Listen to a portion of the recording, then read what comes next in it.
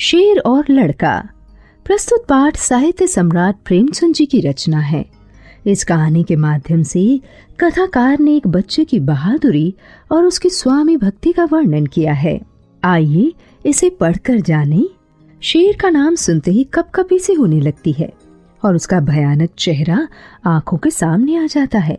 शेर अक्सर जंगलों और कछारों में रहता है। कभी कभी वह उन जंगलों के पास बसे गांवों में भी आ जाता है और वहां के छोटे छोटे बच्चों और जानवरों के बच्चों को उठा ले जाता है। कभी कभी उन जानवरों को भी मार कर खा जाता है जो जंगलों में चरने जाया करते हैं। एक बार एक गड़हरिये का लड़का गाय बैलों को लेकर जंगल में गया और उन्हें जंगल में छोड़कर वह एक झरने के किनारे मछलियों को पकड़ने में लग गया। जब शाम होने को आई तो उसने अपने जानवरों को इकट्ठा किया, मगर एक गाय गायब थी। उसने इधर उधर दौड़ धूप की, मगर उस गाय का पता न चला। मालिक मुझे जिंदा नहीं छोड़ेंगे, ऐसा सोचकर बहुत घबराया। हालांकि इस वक्त ढूंढने का मौका न था, क्योंकि जानवर अंधेरे में इधर उधर चले जाते। अतः वह उन्हें साथ लेकर घर लौटा और उन्हें बाड़े में बांधकर किसी से बिना कुछ कहे गाय की तलाश में निकल पड़ा।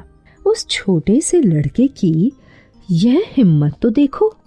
अंधेरा हो रहा है, चारों ओर सन्नाटा छाया हुआ है, जंगल भाए भाए कर रहा है, गीदड़ की हवाना सुनाई दे रहा है, पर वह बेखौफ जंगल में आगे बढ़ा जा रहा था।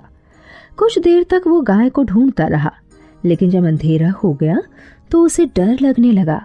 जंगल में तो अच्छे अच्छे आदमी डर जाते हैं, फिर उस छोटे से बच्चे की क्या बिसात। मगर जाए कहाँ? जब उसे कुछ न सूझा तो वह एक पेड़ पर चढ़ गया और उसी पर रात काटने की ठान ली। उसने पक्का इरादा कर लिया था कि बगैर गाय को लिए घर नहीं लौटेगा। दिन भर का थका मांदा तो था ही, अतः उसे जल्दी ही नींद आ गई। नींद चारपाई और बिछावन नहीं ढूंढती। अचानक पेड़ इतनी जोर से हिलने लगा कि उसकी नींद खुल गई। गिरते गिरते बच गया। सोचने लगा, पेड़ कौन हिला रहा है? आंखें मलकर नीचे की तरफ देखा तो उसके रोए खड़े हो गए। एक शेर पेड़ के नीचे खड़ा उसकी तरफ ललचाई हुई आंखों से ताक रहा था। वह दोनों हाथों से डाल को पकड़कर उसे चिपक गया। अब उसकी नींद भाग गई। कई घंटे बीत गए, पर शेर वहां से जरा भी न हिला। वह बार बार गुर्राता और उछल उछल कर लड़के को पकड़ने की कोशिश करता। कभी कभी तो वह लड़के के इतने नजदीक आ जाता कि लड़का जोर से चिल्ला उठता। रात ज्यों त्यों कटी। सवेरा हुआ। लड़के को कुछ भरोसा हुआ कि शायद शेर उसे छोड़कर चला जाए, मगर शेर ने हिलने का नाम तक न लिया। सारा दिन वह उसी पेड़ के नीचे बैठा रहा। शिकार सामने देखकर वह कहाँ जाता। पेड़ पर बैठे बैठे लड़के की देह अकड़ गई थी। भूख के मारे बुरा हाल था, मगर शेर था कि वहां से ज्वार भर भी न हटता था। उस जगह से थोड़ी ही दूर पर एक झरना था। शेर कभी कभी उस तरफ ताकने लगता था। लड़के ने सोचा कि शेर प्यासा है। उसे कुछ आस बंधी कि ज्यों ही वह पानी पीने जाएगा, मैं भी यहां से खिसक लूंगा। आखिर शेर उधर चला। लड़का पेड़ पर से उतरने की फिक्र कर ही रहा था कि शेर पानी पीकर लौट आया। शायद उसने भी लड़के की मंशा समझ ली थी। वह आते ही इतनी जोर से गुर्राया और ऐसा उछला कि लड़के के हाथ पांव ढीले पड़ गए, मानो वह नीचे गिरा जा रहा हो। अब उसे मालूम होता था जैसे हाथ पांव पेट में घुसे जा रहे हों। ज्यों त्यों करके वह दिन भी बीत गया। ज्यों ज्यों रात होती जाती थी, शेर की भूख भी तेज होती जाती थी। शायद उसे यह सोच सोचकर गुस्सा आ रहा था कि खाने की चीज सामने रखी है और मैं 2 दिन से भूखा बैठा हूँ। क्या आज भी एकादशी रहेगी?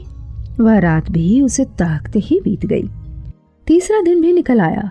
मारे भूख के लड़के की आंखों में तितलियां सी उड़ने लगी। डाल पर बैठना भी मुश्किल हो रहा था।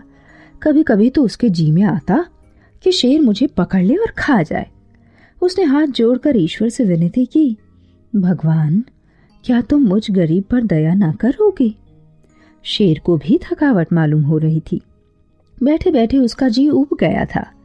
वह चाहता था कि अब किसी तरह जल्दी से शिकार मिल जाए, लड़के ने इधर उधर बहुत निगाह दौड़ाई कि कोई नजर आ जाए, मगर कोई नजर ना आया।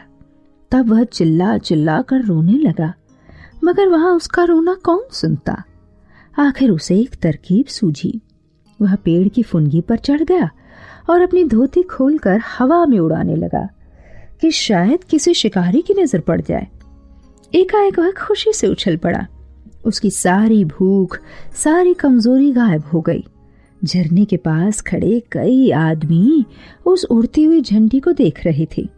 शायद उन्हें अचंभा हो रहा था कि जंगल में पेड़ पर झंडी कहां से आई। लड़के ने उन आदमियों को गिना, 1 2 3 4।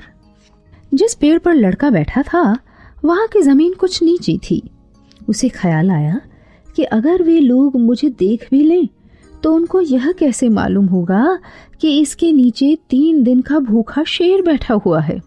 अगर मैं उन्हें होशियार न कर दूं तो यह दुष्ट किसी न किसी को जरूर चट कर जाएगा। यह सोचकर वह पूरी ताकत लगाकर जोर जोर से चिल्लाने लगा। उसकी आवाज सुनते ही वे लोग रुक गए और अपनी अपनी बंदूकें संभाल कर उसको ताकने लगे। लड़के ने चिल्लाकर कहा, होशियार रहो, होशियार रहो, इस पेड़ के नीचे एक शेर बैठा हुआ है। शेर का नाम सुनते ही वे लोग संभल गए, चटपट बंदूकों में गोलियां भरी और चौकन्ने होकर आगे बढ़ने लगे।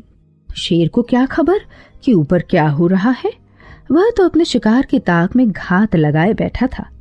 एकाएक पैरों की आहट पाते ही वह चौंक उठा और उन चारों आदमियों को एक टीले की आड़ में देखा। फिर क्या कहना था, उसे मुंह मांगी मुराद मिली। भूख में सब्र कहाँ, वह इतनी जोर से गरजा कि सारा जंगल हिल गया और उन आदमियों की तरफ छलांग लगाई। वे लोग तो पहले से ही तैयार थे। चारों ने एक साथ गोलियां चलाई। ठाएं ठाएं ठाएं ठाएं आवाज हुई। चिड़ियां पेड़ों से उड़ उड़कर भागने लगी।